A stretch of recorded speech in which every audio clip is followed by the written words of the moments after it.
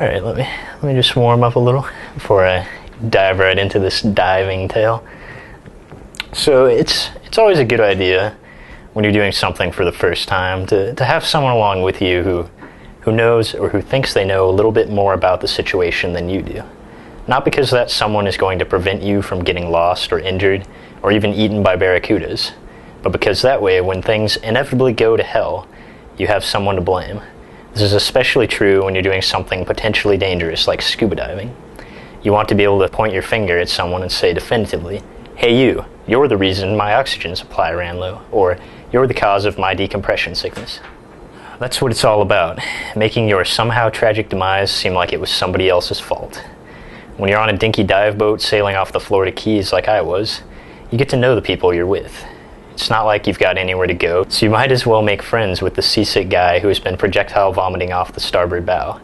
In my case, I was that seasick guy who had signed up to get my scuba certification, not knowing that it would mean spending a week on a barely 20-foot-long boat. Eventually, a large bald man wearing Ray-Bans and a floral t-shirt lent me some of his Dramamine. That was how I first met Mike. Mike was a former dive master who had lived for 20 years in Hawaii, and he'd gone to Florida to help his son get certified. Although I too was learning to scuba dive with my own father, I immediately recognized the opportunity that fortune had granted me in Mike. So although I had been partnered with my dad, I insisted upon sticking with Mike whenever we would break off into groups. Somehow this man, who above water seemed awkward and bulbous, transformed completely below the surface. Once Mike was in the water, his rotund features somehow became hydrodynamic, and he maneuvered with all the grace of a sea otter. For a week this went on, all the while I stuck close to Mike the manatee. Eventually it came time for our final dive, which was to be at night. I was nervous, but also excited, and with the sun quickly setting, we put on our wetsuits and geared up. We divided into groups of 4, and I was of course with Mike, who had been on hundreds of night dives, so there was really nothing to be afraid of. Still, there was something incredibly unsettling about jumping into the black depths of that open ocean.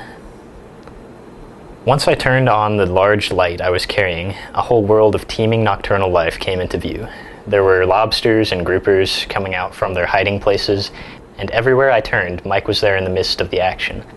I saw him reach his arm into a large crack, pulling out a giant green eel. He would snatch up shells the size of my head and overturn them to reveal what was inside. At one point, we all turned out our lights, and we could see the little glowing bioluminescence swimming all around us, and it was as if the very water had come alive. So, after about an hour, most of the other group had started heading back to the boat. I checked my oxygen and saw that I had about a third of a tank left. Mike wrote on his little chalkboard that we could keep exploring, and I made a hand gesture signaling my approval. As we ventured further into the reef, I became aware of the fact that we were slowly being surrounded by a group of shining, steely barracuda, each nearly 5 foot in length, with rows of exposed teeth. I knew that barracuda were not normally aggressive, but in the back of my head I still couldn't help but feel that we were in a tight spot. Suddenly, as I was envisioning being ripped apart by those glistening fangs, I heard a sound, a piercing, undulating tone, almost as if someone were screaming underwater. And this was strange because ordinarily you don't hear those types of things in the ocean. There was the occasional sound of a boat going by, or the Darth Vader sound you get from your respirator. But nothing like what I had heard, and so I was looking all around, trying to locate the source of this sound, and I couldn't see anything that would have explained it. The other 3 members of my group, Mike included, were still watching the barracudas oblivious. I thought, had I gone crazy? Was I experiencing decompression sickness? For a second I even considered that my brain might be getting squeezed to death from the pressure. But before I had time to sort out all these thoughts, my group started to venture onward, and so I followed, unsure of what had just occurred. Another half hour passed, and then in that time Mike had managed to find a cuttlefish, which was like a tiny squid that pulsated with different colored lights. And this was incredible, but we were all running low on oxygen, and so we decided to surface. We all made the gesture for going up and began our ascent, making the necessary stops to decompress along the way. It was in this period of time, waiting just between the ocean floor and the surface, that I realized that I had become completely disoriented. I couldn't remember which direction the boat was in, but rather than panic, I remembered that I was with Mike, so obviously everything was going to be okay.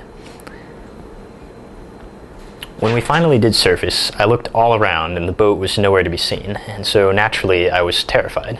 But then, way out somewhere on the dark horizon, I saw a little glimmer of hope. It was the boat signaling us.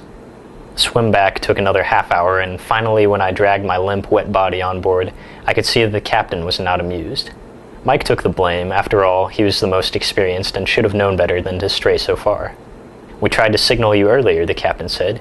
"We saw that you were getting too far from the boat, and so we used the diver recall signal, but you were too far away and you must not have heard it." And then I remembered that strange high-frequency sound that I had heard that no one else seemed to have noticed. Later that night, before we went to sleep, I told Mike that he might consider having his hearing checked, and as a friend I was legitimately concerned. He just laughed and smiled knowingly. "I heard it too," he said.